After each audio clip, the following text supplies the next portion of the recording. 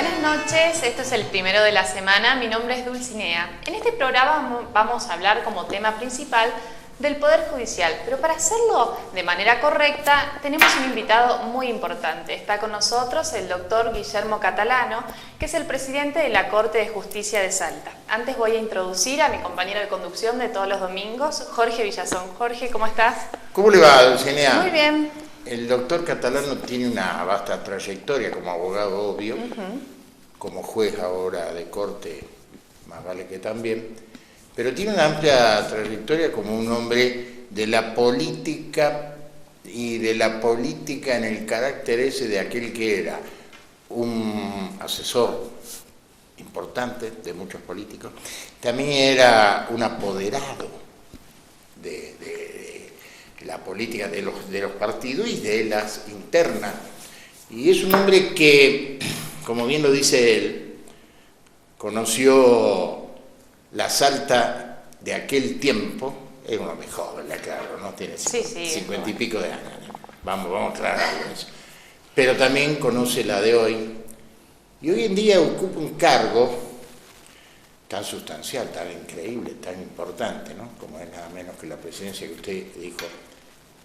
Y yo creo que en este caso el que ocupa el cargo, que es él, viene como quien podría decir de la calle.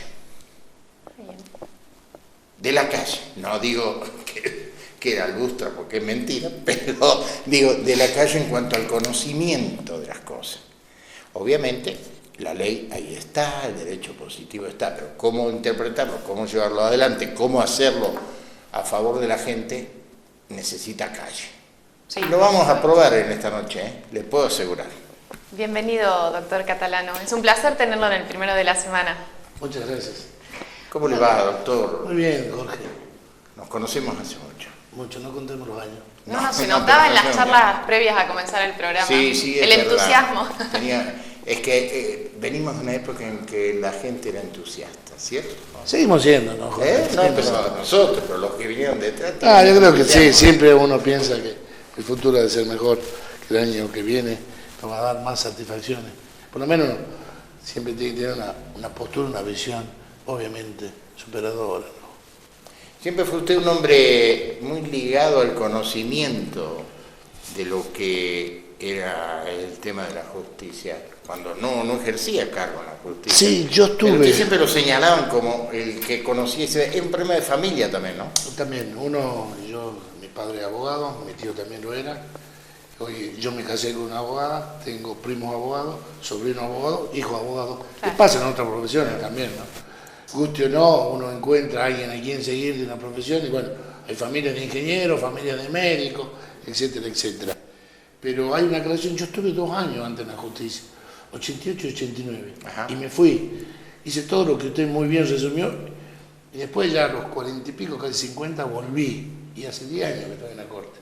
Ese, digamos, el resumen. Cuando usted volvió desde el Senado, pero desde no como senador. No, yo era secretario legislativo del Senado. Claro, que viene a ser aquel que en verdad maneja esa cuestión que es el Senado, donde tiene un presidente que no es de los que realmente ejerce. Tiene mucho contenido jurídico el procedimiento parlamentario, entonces eso era mi control era sobre las cuestiones jurídicas del procedimiento parlamentario, que no solo se da en lo que sería la sesión, a pesar de que allí asistía el presidente nada más, sino todos los trámites formales de expediente que hay, ¿no? Hay cuestiones de índole jurídica que se trata.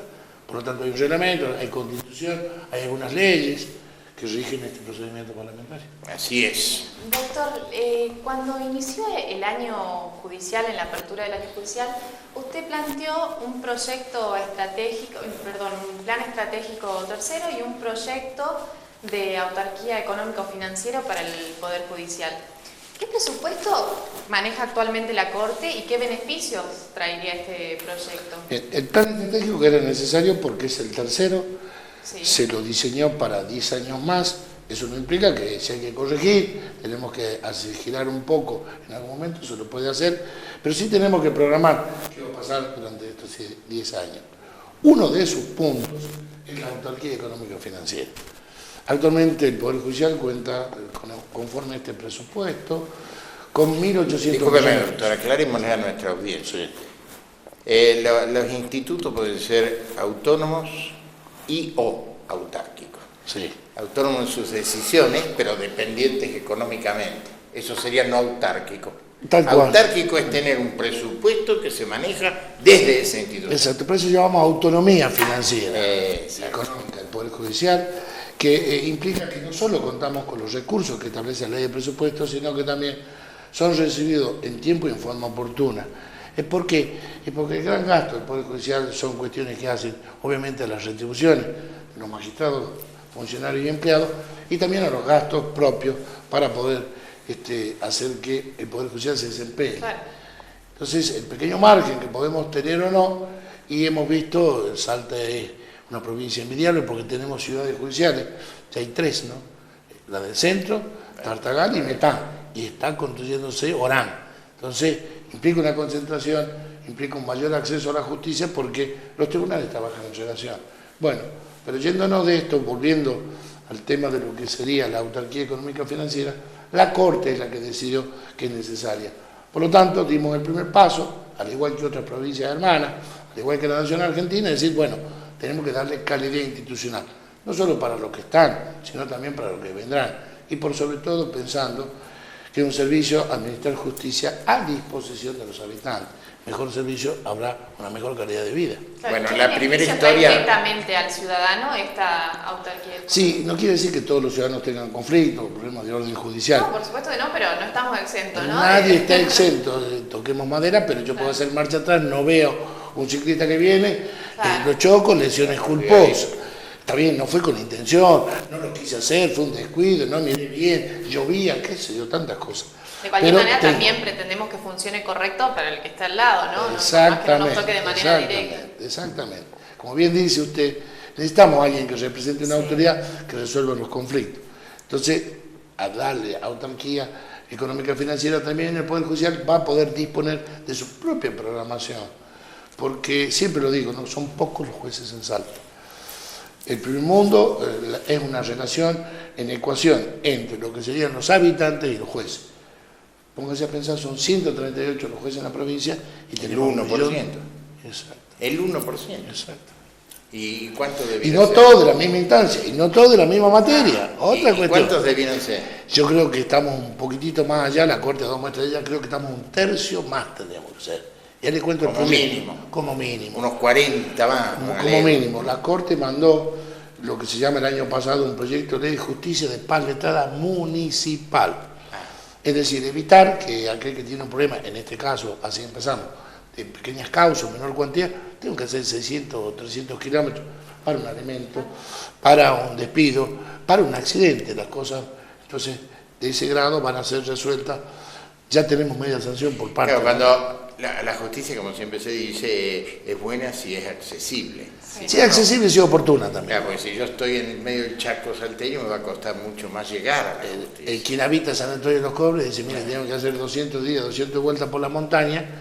Quizá o no lo soluciona el problema o lo soluciona de otra manera, que es lo más grave también, ¿no? Sí, generalmente hay muchos conflictos y la imposibilidad de acceder a un abogado, iniciar todo un proceso, termina quedando en la nada y mucha gente no resuelve sus conflictos y bueno, Ahora, el juez de paz es una figura que se usa mucho, ¿no? Está en la Constitución, pero este es juez de paz letrado. No, por Jorge. eso, por el juez de paz es una cuestión... No es el lego, ¿no? No, usted dice el letrado. Letrado, del Poder Judicial. Convertirlo en letrado, No, no es convertido, es totalmente paralelo. o sea, estarían los dos. Los dos.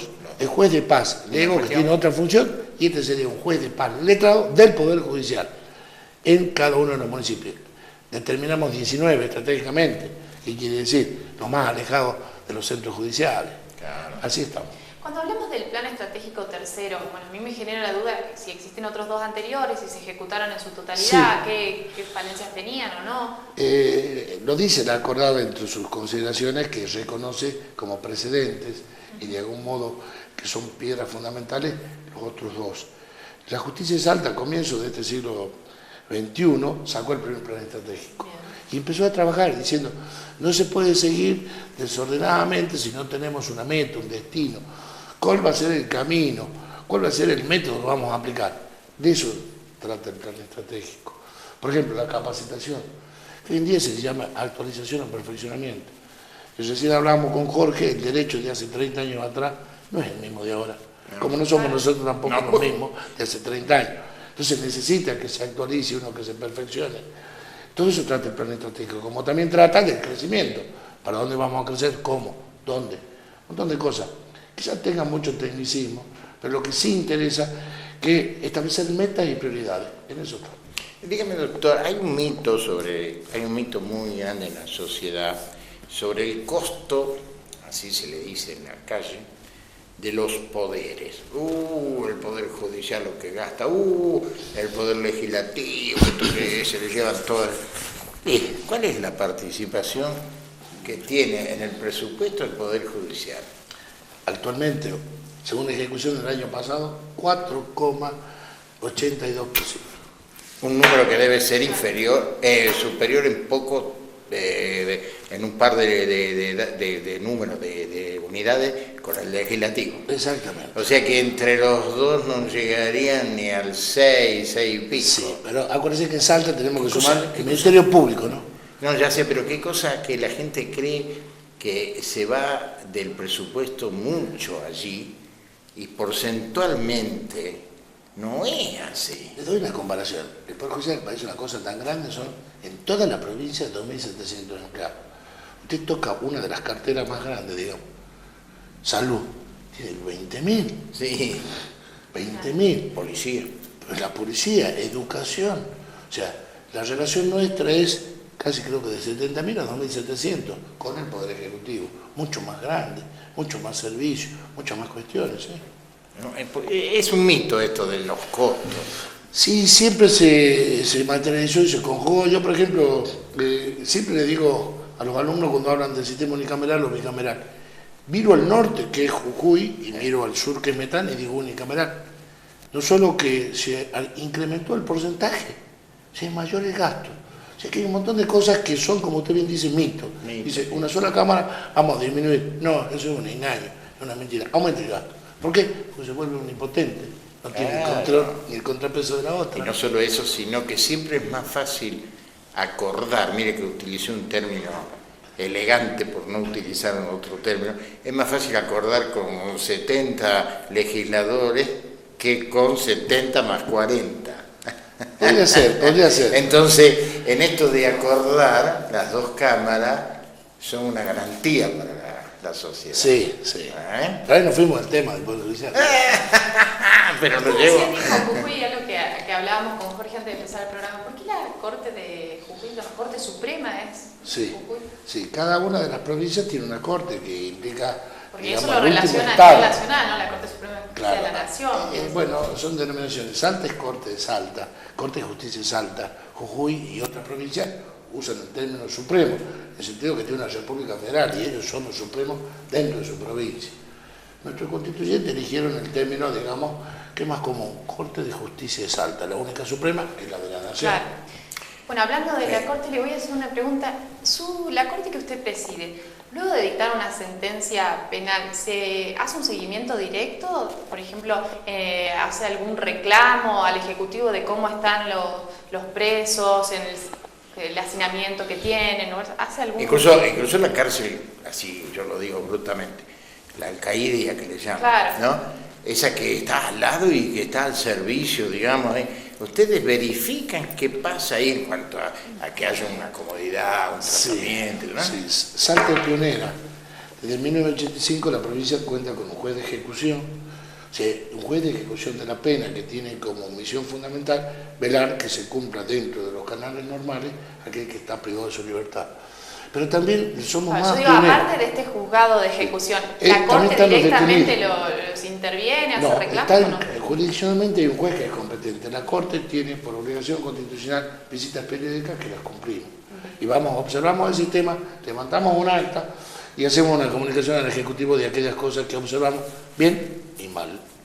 ¿Y cuál fue el último reclamo que presentaron en relación a esto? No tienen reclamo en el sentido de ello. Los reclamos se canalizan vía el juez de ejecución.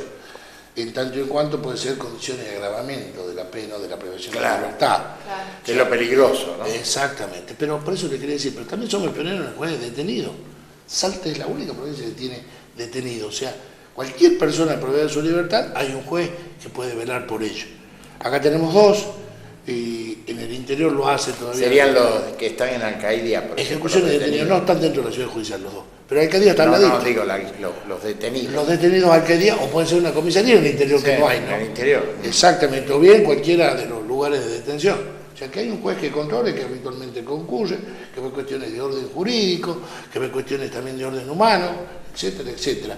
Inclusive tiene recursos, esta persona pierde su libertad, si se le otorga una sanción, el director del servicio, bueno, puede recurrir al juez. Le cuento que el que fuera gobernador de Salta, Roberto Romero, un día me citó a mí. Yo trabajaba en lo que era la difusión del gobierno, la parte, llamémosle para ser simple, la parte periodística. O sea, yo contaba lo que pasaba, no tenía que ver con lo que pasaba. Me llama y me dice que estaban analizando una ley revolucionaria, de aquel entonces, no hablaba así Romero, pero yo lo hago así, y me pide que me empape del tema a efectos de poder difundirlo. En ese momento me encuentro con dos personas, pero recuerdo una particularmente que era su tío, el Babi catalano, así le decíamos y así él se dejaba decir. Sí. Hombre en aquel entonces del Partido Renovador, una autoridad importante. Entonces llego ahí, estaba también Luis Giacosa, el lorito, en aquel momento, ahora el loro, porque el lorito es el hijo de él. Y entonces me empapo, ¿qué es esto que van a hacer? Me dice, es la ley de la policía judicial. Ah, la pelotita, ¿cómo es esto? No había antecedentes. Y entonces empezamos a ver un policía que ya no era el policía del revólver acá, sino ya era otra cosa, y estaba al servicio de la justicia y no dentro de lo que era el plantel de la diagramación policial, el comisario. Bueno, eso se discutió muchísimo en las cámaras de aquel entonces. La autoría fina era del Babi catalano. La autoría fina significa las cositas estudiadas. Y se sancionó, doctor. ¿Y qué pasó? Porque nunca. Hubo dos. Nunca. Hubo dos. Es una policía científica, digamos, claro, para investigar el delito. Hubo dos. Una a principios de los 60 y una reinstalada la democracia. Ambas nunca se implementaron. Yo el otro día cuando escribí, no sé si lo conoce el doctor Medina, libro de Derecho Procesal, dije que el CIF, el Cuerpo de Investigadores Fiscales, sustituyó a la relegada Policía Judicial. Pero ahí tiene otra, es la investigación, el CIF no la hace, ahí viene la cuestión, no hace la investigación que nosotros le llamamos así, para que se ejemplifique. Nosotros le llamamos la brigada de investigación. Que no van a buscar la manchita de sangre, sino que van a investigar de una manera... Pero esa científica hoy en día, como usted bien dice, no totalmente, pero está en manos de los fiscales y de este cuerpo de investigadores. Así lo dice la nueva ley, ¿no? Quizás podrían ser compatibles con una policía judicial. Están enojados con eso. Yo siempre creí con ese tema de los fiscales y la procuración. No sé por qué, más vale abogados de cierta trayectoria, no sé por qué. Y cuando hablo con ellos, todo sistema nuevo tiene sus defectos. Siempre hemos dicho que un cambio procesal no es una ley milagrosa ni mágica de un día para el otro, es un proceso. ¿Sabe cuál es la crítica que hacen? Se lo voy a decir. Sí, son 16. El juez es un hombre de trayectoria y depende del fiscal que no lo es. Bueno. Y se enojan ahí. Bueno, pero ¿no? Dejemos al lado las cuestiones particulares. No, este código actual. El doctor Arancibia nos planteó en vivo que el juez, que el juez al final no tenía contacto directo con el caso, sino que tenía como intervencional. Cambió el modelo, ¿no? Pero tenga en cuenta que lo que le digo es un proceso de reforma, que no es de un año para el otro. Este código tiene 18 modificaciones por ley. Ni le cuento las acordadas que dictamos, ni le cuento las resoluciones del Ministerio Público. Porque se cambió un modelo, se cambió una forma de pensar y se volvió un sistema que también lo tienen otras provincias de Argentina y de la nación también. Pero no es perfecto, tiene su defecto. Quizás el otro ya estaba más acostumbrado, se manejaba de menor manera. Pero sí es cierto, el juez que investigaba perdía mucho la objetividad. Como juez, sí. Entonces, el rol, el que acusa es uno y el que juzga es otro. Dije el juez de instrucción. El juez de instrucción, sí, señor. Lo decían muchos que fueron jueces. No quiere decir que había una pérdida total. No desaparecía y él se volvía parcial. No, pero lo que se decía Arancibia, yo me acuerdo, que el problema era que había mucha diferencia entre la trayectoria de los jueces y la trayectoria de los fiscales. Le cuento un dato que le va a servir para abrir los ojos, y a mí me pasa. En nuestra provincia, por años, matriculan 300 abogados. Eso es muchísimo. Un número altísimo. Sí. Muchísimo. Creo que de todas las profesiones debe ser el más alto, ¿no? Muchísimo. No era como antes. Yo tengo matrícula 1100. Estamos en las casi 6000. Sí. Entonces, después de 30 años ya que cumplir de abogado, quiere decir que tenemos 5000 colegas más. Es muchísimo, Jorge. Y ahí viene, yo tengo un poco más de ventaja porque clase hace mucho en la facultad. Los voy conociendo a los que se reciben en Salta, los de Córdoba, Tucumán, Buenos Aires. Quizás eso le pase al doctor Arancibia. No es la justicia de mi viejo que decía 20 y 20, decía mi tata, 20 en la calle y 20 en el Poder Judicial, ya desapareció. O sea, el universo es, hablé de 130 jueces, pero en total los funcionarios, sin contar el Ministerio Público y todo lo demás, llegan a 1000. Pero la que tiene más calle es la policía. Tal Y a cual. veces ahí Tal cual. hay Bueno, algún es que la problema. pesquisa, en sentido estricto, la investigación es policial. Claro, por eso. Que es lo que Fiscal marca y a el los fiscal, abogados, ¿cierto? Que sí, es lo que el pero fiscal al fiscal conduce. no se le enseña en la facultad de No, investigación, pesquisa. no. Eso es propio más de la criminología, de lo que sería la escuela de policía. Claro. Pero él la tiene que dirigir, desde A el punto de nivel vista país legal. Ahí está. se habla muy bien, es muy prestigioso lo que es el cuerpo de investigación en Salta, ¿no? El CIP. Sí, por la tecnología que tiene. Tiene una tecnología de punta, una tecnología creo que a la vanguardia de la República Argentina, es cierto. Pero bueno, después están los operadores del sistema. Y quizás habrá tenido una mala experiencia, doctora Arancibia, que es muy buen abogado, pero bueno, no pasa. Él no lo hablaba tan personal, sino que lo hablaba conceptualmente, quizás porque es medio viejo, ya le voy a tirar en la oreja por viejo, cuando lo vea, no por viejo, no por no ser sabio, sino por ser viejo. Doctor, hay algo que no queda claro. En la provincia tenemos, en este caso, la ministra de Justicia. ¿Cuál es la relación o cómo interviene el Ministerio de Justicia entre el Poder Ejecutivo y el Poder Judicial? ¿Y cuáles son los temas que trata? ¿Cómo es esta relación? Desde el punto de vista formal, la ley del Ministerio establece la competencia de la cartera, cuál es la competencia. Que transita, obviamente, acuérdense que el Poder Judicial se nutre en cuanto a legitimidad y designación de la actividad de selección de un consejo y luego va la actividad del Poder Ejecutivo en un pliego, luego el acuerdo del Senado y la designación. Por allí pasa, como también pasa por todas aquellas leyes que tienen que ver con la administración de justicia. El Poder Ejecutivo tiene que estar en ese sentido. Y además se encarga de lo que serían los lugares de detención, del servicio penitenciario. Entonces es una cartera importante. Antes de nuestra época anterior era el Ministerio de Gobierno, Justicia y Educación. Y educación. Era todo junto, una sola cartera. Hoy en día es imposible. Entonces tiene una competencia bastante amplia y por supuesto en relación con la justicia y el Ministerio Público. Y usted habló Lo que pasa es que la del tema- gente, hace pocas horas ocurrió, le reclama bueno, sí, en la marcha. al dijiste. ministro, en este caso de acá hay una ministra, le reclama a ese funcionario cuestiones de la justicia. O sea, ¿por qué tardan tanto en condenar o dejar de condenar? ¿Por qué no apuran las resoluciones? Se lo dicen al ministro, a la ministra de Justicia. Y yo veo allí una gran confusión, Sí, señor. porque no puede dejar de responder, no puede dejar, por ser parte del Estado, no puede dejar de asumir una responsabilidad. Tal cual. Pero en la práctica cierta no tiene pero nada que ver con ese tipo de cosas. Eso sería más un poder judicial, ¿no? Eso sería más decírselo a usted, por ejemplo, ¿no?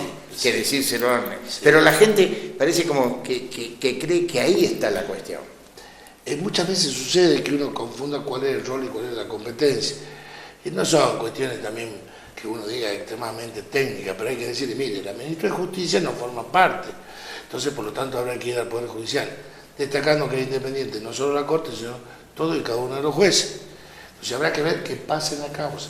Uno muchas veces se guía por los comentarios que hace, y va a ver la causa, y en la causa hay un movimiento infernal, porque hay que respetar los derechos de una parte como la de otra, los recursos, las presentaciones. Entonces, el debido proceso, tienes cosas que ver. Siempre se trabaja para tratar de agilizar. ¿Qué agilizar qué? Desde el momento del hecho, el dictado de la sentencia, que es lo ideal, tratar de comprimir eso, que salga lo más pronto posible. Pero para el ciudadano común los procesos judiciales son siempre muy largos, muy extensos. Parece que no llega nunca la sentencia. ¿Esto es porque es necesario que sea así o qué es lo que está faltando para en lo agilizar? penal, que es la especialidad del doctor, hay una cosa muy simbólica. Se tarda mucho hasta el juicio oral. Y después el juicio oral parece que pasa demasiado rápido, o sea, la gente tiene esa dicotomía. ¿Cuándo ocurrió el asesinato? Bueno, suponer, ¿no? Y ocurrió hace 5 años. La puta. Vamos al juicio oral, ¿cuánto dura? Una semana y media. Justamente hoy una señora me planteaba eso, me dice, pasaron 6 estamos muy bien en Salta con ¿no? ese plazo, ¿no? Por lo general, de derecho, y toda la sentencia de primera instancia, digamos, definitiva, que se llama, no pasa más de 2 años, Jorge. ¿No pasa? Más de 2 años. O sea que estamos dentro de lo que sería la razonabilidad. A mí me gustaría que fuese al año. Tratamos de acortar ese plazo. Lo que pasa es que a veces es tan aberrante el crimen que se comete que uno quiere más. uno me acaba de decir usted la primera instancia, inmediata. ¿no? Sí. Digo, yo en esto tengo dudas, pero duda de ignorante nada más, pero usted me lo va a solucionar. ¿Tenemos casación o todavía no tenemos casación? Sí, tenemos. ¿Cómo es esto? En lo penal estamos hablando. El Código Procesal Penal creó el Tribunal de Impugnación. Le llama el impugnación. Se llama impugnación porque tiene competencia en casación y en la vieja apelación penal. Claro, Que para tiene atender los dos temas. 2 recursos, que funciona como una segunda instancia en materia penal. Ya la última sería la Corte. Antes funcionaba de segunda instancia en casación la Corte. Ahora este tribunal comprende casación y apelación. La vieja Cámara de Fleming Acusación estaba por ahí, ¿no? estaba. Yo lo ubicaba. La Ahora vieja Cámara de entiendo. Acusación se transformó en Tribunal de Impugnación.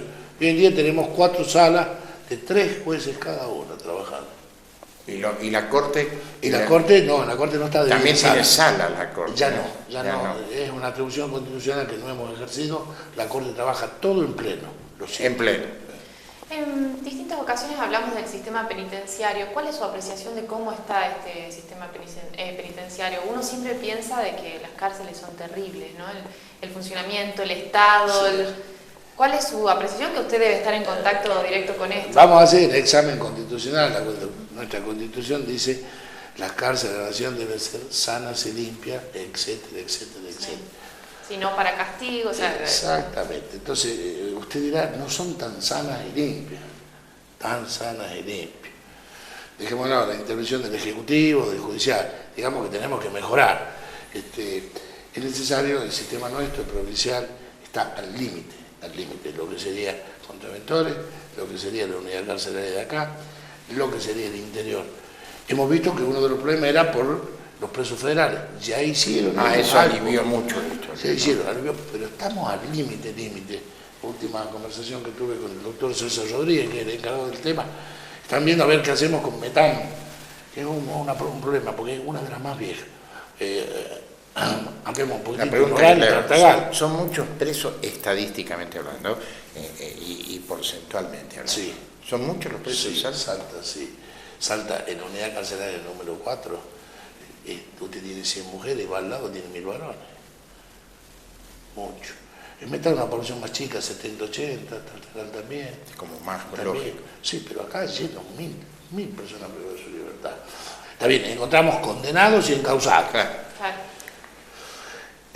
Usted un lunes, digamos que tiene un lunes tranquilo, porque no hay feriados en el medio, pero es el de contraventores repleto, 400 personas. Acá, Salta. Entonces, son preocupantes los números porque no dejó de ser un ser humano. Ocurrió durante el fin de semana. Ocurrió durante el fin de semana múltiples cosas. Bueno, no deja de ser preocupante que hay que dar un trato digno, aún estando privados de su libertad. Le quiero hacer una pregunta que algunos periodistas nos estamos haciendo ante una eventualidad, o sea, ya al decirle eso es algo que no sucedió, que todavía no sucede, pero que se puede analizar. ¿Existe algún anuncio desde el Ejecutivo de la intención de hacer elecciones conjuntas en los cargos nacionales y los cargos locales? O sea, el diputado nacional, porque en este caso es simple poder decirlo, el diputado nacional que se va a elegir, de 3 que hay que enviar como reemplazo, y después está el senador provincial donde corresponda, el diputado donde corresponda y en todos lados los concejales. Se dice, bueno, vamos a hacerlo todo junto. Claro, alguien dijo, che, pará, pero allá es con un papelito y acá es con una maquinita. Ah, vamos a hacer una cosa, ponemos una maquinita ahí y unos papelitos acá. Y bueno, algunos zorros más viejos dicen, cuidado, porque si es el mismo día, la misma hora, en el mismo lugar, la supremacía es federal. No se olvide que... ¿Qué quiero decir con esto? Sí, Como que sí, no sí, se sí. podría hacer con la maquinita. No, le comento porque hay un montón de alternativas. Primero, la supremacía federal, no se olvide que la Junta Nacional Electoral también concurre y es juez de la Junta el presidente de la Corte. Ajá. O sea que es un organismo que Tiene una participación. integración provincial. Si se elige, porque hay una ley que rige todo esto, el gobernador decide hacerla simultánea, hay una ley federal que sabemos cómo proceder. Pero también hay un montón de precedentes que implican que se hizo así. Santa Fe, que tenía un sistema de una boleta un poquitito más compleja, no podría entrar al sistema federal porque decía, tengo un sistema donde puedo tachar un candidato beneficiario. Algo importantísimo que se hace. Dice, mire, yo en la lista Sábala no, yo quiero que el primero sea el último. Yo hago la lista. Yo hago mi orden, fundamental en democracia. Nosotros lo tenemos de algún modo a través del voto electrónico en otra medida. Que nosotros hicimos las crucecitas. Bueno, eso es otra cosa. Pero puede ser compatible los dos sistemas. Se pueden ser compatibles porque está representada la autoridad provincial en la Junta Federal, en el organismo esto que es la Junta Nacional. ¿Está contemplado? Entonces puede ser que no, yo no me está encuentre... contemplado, no está Pero, contemplado las dos pero veces. se puede pensar, porque la idea me complica la lógica. E ingreso aquí, este es el cuarto oscuro, acá hay una máquina y acá hay un montón de papeles. Le doy un ejemplo. ¿Cuántas veces durante un comicio hemos hecho un referéndum? Dice, vote, después tiene que votar por sí o por no. ¿Cuántas veces decir, mire, acá hay una consulta Sí, popular? pero era todo vote? papel, o todo máquina. O todo máquina. Bueno, pero también yo creo que lo que tenemos que pensar muchas veces es en cómo le agilizamos la cuestión a ese señor que tiene que ir a votar, llamado ciudadano elector. Claro. Y usted me dirá, doctor Catalano, piensa en 4 domingos, en 2 domingos. Me gusta 2. ¿Por qué? Porque no tenemos todavía aplicación de la nueva tecnología, porque yo voto en mi casa. Dentro de unos años va a pasar, Jorge. Sí, claro. Nos van a dar un sistema. Hoy en día puedes entrar en tu casa y cambiar la cuenta de tu banco, hacer giro, pagar la luz y todo lo demás. Inconcebible, no tenemos. Yo quiero el papel, ahí tiene todo. Entonces, vamos avanzando. No es que yo esté ni por razón en contra de una maquinita. Ya sé, ¿no? pero hay que pensar en él, Jorge. Y entonces tratemos de simplificarle las cosas al elector y demos mayor libertad en el ejercicio de su derecho. Igual, ¿qué Pero pasó A mí me con parece este que, sistema perdón, de discúlpame, electorales? Sí. a mí me parece que cuando se hacen simultáneas, y no estoy hablando de maquinitas y papel, simultánea nada más, hay uno de las dos cuestiones que pierde significación. Sí, yo también. Porque Yo lo veo al contrario, ¿saben son por tan qué? disímiles las propuestas y la tarea que le vamos a encomendar a los electos, son tan diferentes. Tengo que elegir un concejal, pero resulta que tengo que elegir un diputado nacional. Y le tengo miedo a eso de, bueno, metemos todo en una bolsa y salga lo que salga, ¿no? A veces me preocupa un poco eso, ¿no? El común denominador también es una legislativa, va a ser la legislación o la deliberación, común denominador.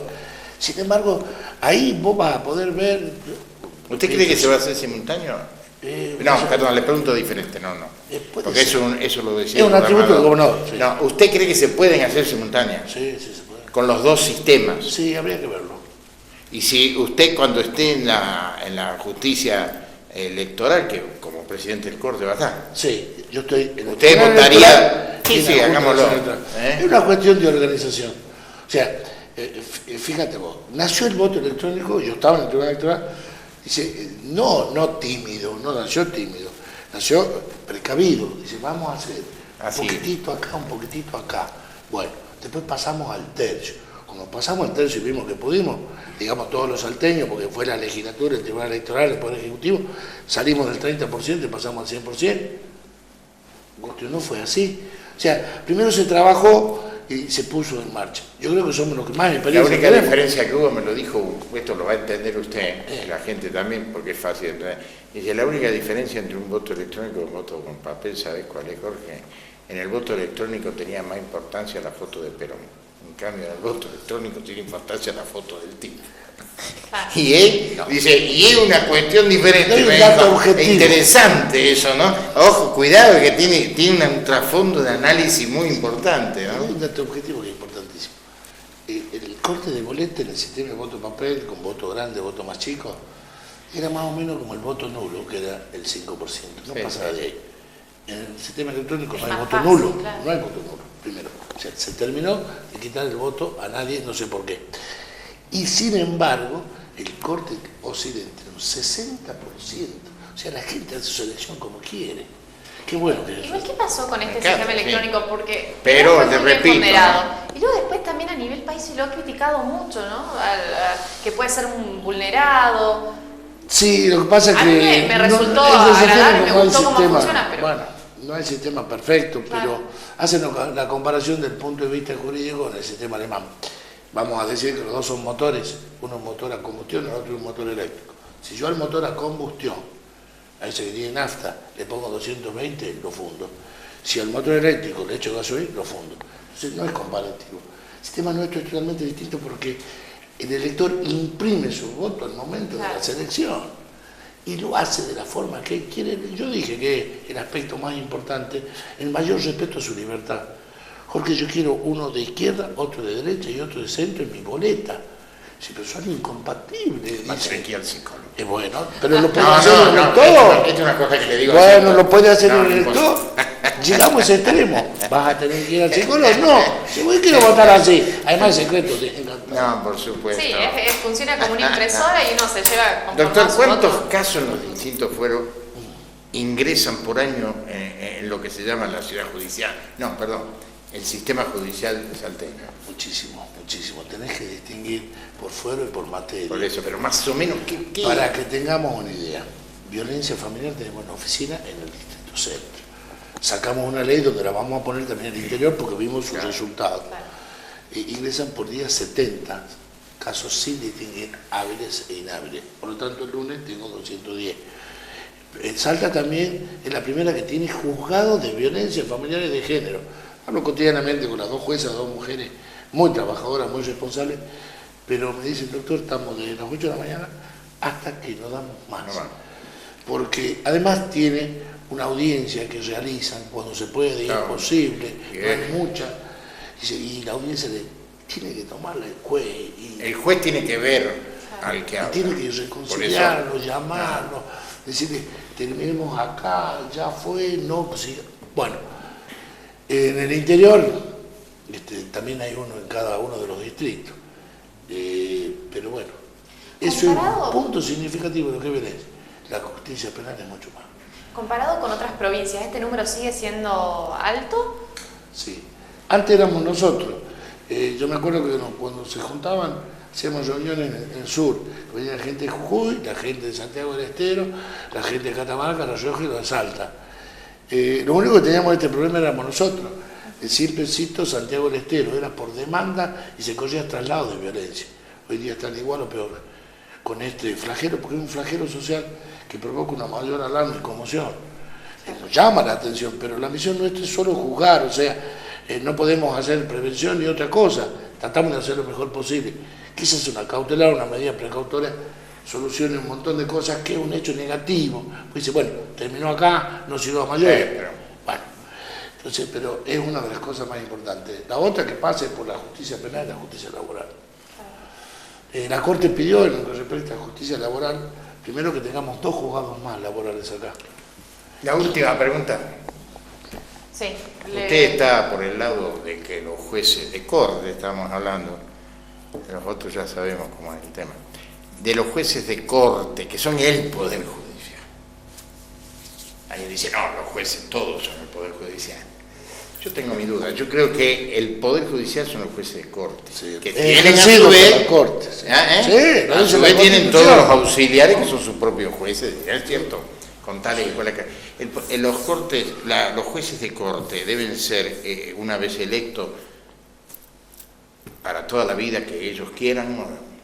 Algunos dicen hasta los 75 años, pero quiero decir, de mandatos interminables, o tiene que haber un límite un poco permitiendo quizá lo que alguien podría llamar incluso como renovaciones, ¿no? la Nación Argentina y toda la provincia argentina, el cargo de juez de corte es de manera vitalicio mientras dure su buena conducta y un límite de edad. Salta es la única excepción. Sin embargo, como usted bien dice, la tradición en Salta, porque lo tenía la Constitución de 1929 y también la de 1986, no sé por qué se suprimió en 1998, para los jueces de corte, en esa época duraban 6 años. Sin embargo, un nuevo acuerdo los hacía vitalicios. Me pareció bien el sistema. Y inclusive uno no entiende por qué la convención del 98 o sea, que pero si alguien se equivocaba y llevaba un hombre a la corte que a los 6 años demostraba que no era lo que se esperaba, tenían la posibilidad. Digamos, la equivocación en sentido distinto, porque si no era juicio político, por No, eso aparte. Por eso le digo. No, yo dije que se equivocaba el que lo eligió, no. Bueno, perdón. Había como una, y no estoy hablando de personas, sino que estoy hablando del sistema, había como una corrección posible. Tal cual, así es. Y después entonces... Una revisión, a ver, vamos a revisar lo que hicimos hace 6 años. Con un tiempo prudencial, 6 años. Estaba así. Desapareció, lo sacaron. Por eso quiero aclarar. En el año 98 la convención elevó con rangos de vitalicio todo el Ministerio Público, como correspondía. Aplaudimos eso siempre. Sin embargo, acá dio marcha atrás con la Corte, sacó eso de la Corte. No se entiende. No se entiende. Politizó la imagen, la idea o el criterio. Para mí entender, ¿no? No estoy diciendo como menoscabo, ¿no? No, y muy de una política que no debió ser la institucional correspondiente. Claro. Sí, obviamente. Señores, nos hemos quedado sin Dulcinea, tiempo, un bloque larguísimo y dedicado en su totalidad es al una doctor periodista Catalán. joven. Dulcinea yo tengo un poco más por unos años nomás. Pero Dulcinea es joven y quizás le debe haber resultado muy interesante esto de poder entrevistar a un presidente de corte. Hemos entrevistado a miembros del corte. Sí, así es. Pero uno siempre piensa en el presidente como aquel que tiene más responsabilidad, por lo tanto, no tiene más privilegios, sino al contrario, más responsabilidades, ¿no? Y siempre hay incógnitas. Sí, sí. Y ahora le pido a ella que se haga público. ¿Le sirvió a usted, le generó alguna imagen diferente? No necesito que me lo aclare, que me diga si en verdad usted cambió algunos conceptos previos. No, la verdad es que uno cuando viene a hacer una entrevista de este tipo, viene siempre como preparada a encontrarse con alguien muy estructurado, ¿viste? Que hay que tratarlo con cierta distancia, y no, todo lo contrario, ¿no? Fue muy agradable esta entrevista, fue sumamente placentera, y agradezco que haya aceptado nuestra invitación a formar parte del primero de la semana. Un detalle, he conocido algunos que caminaban tan para atrás que casi se caían de espalda, ¿o no? No tengo buena memoria, Jorge, no tengo buena memoria. Esto prueba que sigue siendo también en su parte un político como fue siempre. Le agradezco, Guillermo. Muchas gracias. Guillermo Catalán. Nosotros volvemos en un minuto. Cerramos el programa. Seguimos en el primero de la semana.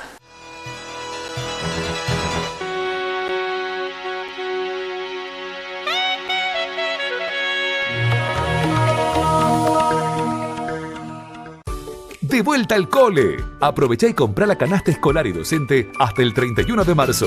Productos de calidad y buenos precios para comenzar las clases con todo lo que necesitas. Librerías IDI, San Pablo, Salta, Lerma, Gersapel y Papá Noel. También en Ópticas Prisma, de la Merced y Óptima Visión. Zapatillería Nona, zapatos Dantur y marroquinería Bagui. Secretaría de Defensa del Consumidor. Ministerio de Gobierno. Gobierno de la provincia de Salta. Combatamos al dengue. Poné boca abajo o tapa todo recipiente que contenga agua y evita que se acumule líquido en ellos. Si presentás alguno de los síntomas, acudí al centro de salud más cercano. Estamos haciendo de Salta tu ciudad. Sempre, sempre pensi di parlare, non ti fermi mai. Sempre, sempre pensi di parlare, porti un cellulare. Mille cose devi organizzare, non devi giocare. ¿Cómo se le ocurre a un banco lanzar un plan de telefonía móvil? Fácil, pensando en sus clientes. Quante cose fai che non ti posso più parlare? Quante cose fai? Llegó Plan Macro, el primer plan de telefonía móvil exclusivo para clientes de un banco. Con 265 pesos mensuales, tenés 150 pesos de crédito y 2 gigas para navegar por mes. Conseguí tu plan Macro únicamente en macro.com.ar. Online. Macro, tu banco cerca, siempre. Todos tenemos 75% de agua.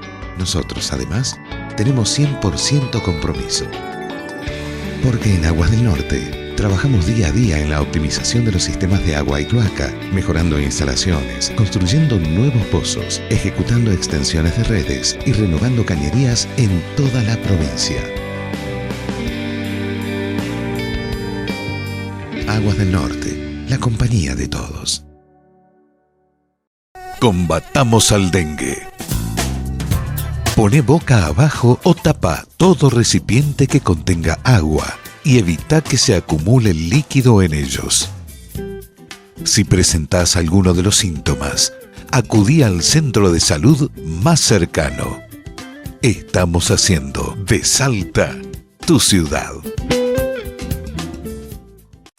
De vuelta al cole. Aprovecha y comprá la canasta escolar y docente hasta el 31 de marzo. Productos de calidad y buenos precios para comenzar las clases con todo lo que necesitas. Librerías Idi, San Pablo, Salta, Lerma, Gersapel y Papá Noel. También en Ópticas Prisma, de la Merced y Óptima Visión. Zapatillería Nona, zapatos Dantur y marroquinería Bagui. Secretaría de Defensa del Consumidor. Ministerio de Gobierno. Gobierno de la provincia de Salta.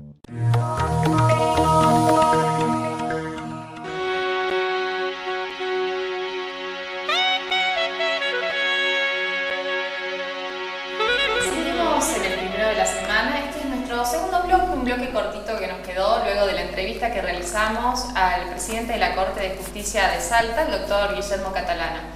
En este bloque me gustaría recordarles a ustedes que la semana anterior, el domingo pasado, hemos entrevistado a 2 concejales y ahí justamente planteamos que la ciudad de Salta había crecido tanto que no tenía autosustento, que no podía abastecer a sus propias necesidades y que dependía constantemente del dinero que mandaba Nación. Esto se debía a que no hay buenas industrias en Salta que permitan esto, no hay un gran desarrollo industrial. Pero los últimos datos que se han conocido corroboran esto y acentúan más. Me gustaría, Jorge, que le comentemos a nuestros televidentes cuáles son estos datos y cómo es la circunstancia, la situación. En estas últimas horas hemos conocido un par de datos que son preocupantes. Se habló mucho del crecimiento de la pobreza en el país según el canon establecido para medir la pobreza de la Universidad Católica a través de su observatorio de la realidad, ¿no? Y en ese aspecto se llega a una conclusión de 32.9% de habitantes de este país que están bajo la línea de pobreza, y hay algunos, otro grupo muy importante, que ya son indigentes. Y este número va en aumento, ¿no es así? Viene aumentando. Lo que va del actual gobierno aumentó de tal manera que se establecería, de acuerdo al sistema de medición, del cual yo particularmente, miren, no comparto mucho, ¿no? Pero pasó de 29 a 33, digamos. Eso indicaría 1.500.000 o 2.100.000, si usted suma los nuevos 600.000 indigentes que hay en lo que va de este gobierno. Yo no comparto medir la pobreza solo por ingreso. Yo creo que es polinómica, si usted quiere, porque hay que ver qué pasa con la habitabilidad, qué pasa con la salud, qué pasa con el acceso a la educación. Sí, qué condiciones. Se tiene mucho que ver. Pero no importa, lo que sí sé es que aumenta. Y lo que sí sé que en Salta, y guiándonos por esos números, estaríamos arriba del 40%. En la provincia estoy hablando. Lo cual es gravísimo. ¿Qué pasa con Salta? Que siempre es lo mismo, ¿no? Bueno, siempre yo le voy a contar algo. A nivel país. Conocemos estos números, mucho empleo negro y demás. Sí. Conocemos estos números. Pero hay otros números que se conocen en el mismo momento y que parecen números positivos. Pero ahora vamos a ver que en esos números positivos están, la verdad, negativa. Resulta que se dice que ha subido mucho la importación, o sea, el envío desde Salta al exterior, a los países lejanos o cercanos, pero el exterior, de bienes y cuestiones y riqueza, que ha subido desde el año pasado hasta este año, o durante el año pasado. Se habla de un 20 y pico% de subida. Entonces eso sería como para aplaudir. Claro, pero ¿qué implicancia Pero cuando tiene uno eso va a para buscar el los detalle, por ejemplo, la mayor suba, también me dicen que es falso eso porque que hubo retención, pero no importa, no vamos a mandar el pequeño detalle, al contrario.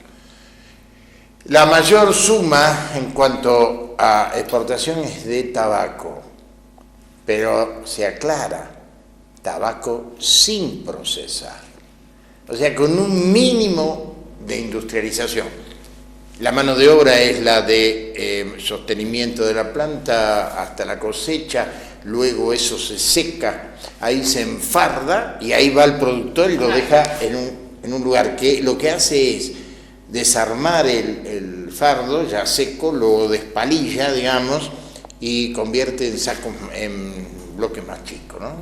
De un poco más chicos, que son por el tema del criterio y el sistema. Claro, pero el valor agregado lo pone. Pero no hay cigarrillo, claro. No hay habano, no hay tabaco para pipas, no hay nada. O sea, no hay industria. Entonces yo dije, pero si yo he visitado la industria, por ejemplo, alguna vez, Molde, no me acuerdo dónde era, no, en Carril, Sí. He visitado la industria y vi hacer cigarrillos, eso era antes. Eso era antes. ¿Y por qué era antes? ¿Sabe por qué? Porque acá había diferimiento impositivo, no te entiendo, le dije. Muy simple. Las fábricas podían pagar sus impuestos, que son muchos en el atado de cigarrillo, un mes después. La timba financiera hacía que esa ventaja con respecto a otros lugares motivara una ganancia extraordinaria extra de las empresas, por lo tanto hacían los cigarrillos acá, para poder estar un mes sin pagar impuestos, digamos, sin pagar esos impuestos, después pagaba todos los meses, pero pagaba el anterior, mientras tanto tenía un mes de plata puesta en los bancos. Mira vos, ¿no?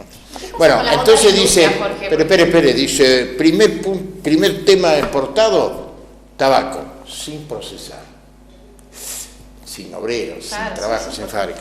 Bien. Después dice, legumbres, que podrían ser porotos, ¿no? Y hortalizas. Ahí es peor todavía, porque son bolsas, ¿no? Sin procesar. ¿Qué podríamos tener en una fábrica que las enlate? Nada, sin procesar. Nada. Después dice que también salieron cereales sin procesar. No, es de manera más claro que iba a ser así. Y después dice que hay ciertos productos químicos, y yo calculo que algún proceso un poquito mejor, pero tampoco no es tan notorio. O sea, tenemos un problema de economía primaria. ¿Y esto no es lo que está pasando en la Argentina? No solo en Salta, sino en toda la Argentina. ¿No estamos apuntando a esto también? No, porque todavía tenemos los cinturones industriales en Buenos Aires, en Santa Fe. Vemos que cierran fábricas. Esa es la crisis industrial. Sí. Pero usted me está hablando de la crisis de hoy. Y de las capacidades ociosas me está hablando usted. O sea, empresas que tienen solo en funcionamiento el 40% de todos sus fierros, se le dice así en la jerga, ¿no? En las máquinas paradas. ¿Quién va a venir a poner una fábrica al frente si el que está acá tiene la máquina parada? Nadie. Ahora, nosotros tenemos un problema peor, porque nosotros todavía estamos en la etapa preindustrial de la economía, que es una etapa pero es del siglo XVIII casi esto. Es casi colonial nuestro sistema económico. Nuestra ciudad particularmente lo tiene peor todavía, porque concentra más población en un espacio más chico. Por ejemplo, me dice alguien, ¿qué se podría hacer? Vamos a empezar a estudiar, nos prometen el tren del Belgrano Carga. Bueno, también nos promete. Primero, yo pregunto, el parque industrial salteño, que no depende del municipio, pero está en el municipio, el parque industrial, ¿tiene todavía espacio para grandes industrias? Vamos a suponer que me digan que sí, entonces tenemos que llevar las vías del ferrocarril hasta ahí adentro, tenemos que buscar el sistema. Si me dicen que no hay espacio, que ya no hay cloacas, que ya no hay agua, que ya no hay energía eléctrica, bueno, tenemos que hacer otro parque industrial, pero al lado de las vías del ferrocarril. Porque con eso acabamos con la dificultad de la distancia, de esta cosa de cómo vamos a fabricar sombreros si la mayor cantidad de cabezas está en Buenos Aires y queda lejos. ¿Cierto? Pero Salta está creciendo y la demanda existe, Jorge. O sea, tranquilamente podríamos tener nuestras fábricas acá, hasta desde lo más sencillo de, por ejemplo, se están construyendo un montón de viviendas, de poder abastecer al gobierno de la cocina que va en esa vivienda, de la mesada, de los pisos, y que salga de acá de Salta y que no tenga que venir a otras nosotros somos provincias, todavía, estamos en tiempo de colonia. Lo único que podemos hacer es el mercado de mulas de Sumalá. Y este es el problema, y está probado, porque somos una de las provincias más pobres, sin duda. ¿Cómo? Somos una de las provincias que tiene mayor empleo negro, sin duda. ¿Y qué pasa, Jorge, que este número no ha cambiado y nuestro gobernador se quiere presentar a ser presidente? Yo realmente, a mí me genera cierta duda, porque digo, si estuvo, este es su tercer mandato en una provincia y así pretende ser presidente y estos números no cambiaron en la provincia. Y bueno, tendrá que pechar mucho con ser un hombre muy buen mozo, muy preparado, muy elegante y con... Sí, esa parte no la cuestiono, pero no creo que... Claro, tendrá que pechar con eso. El problema es que hay como antecedente. Claro.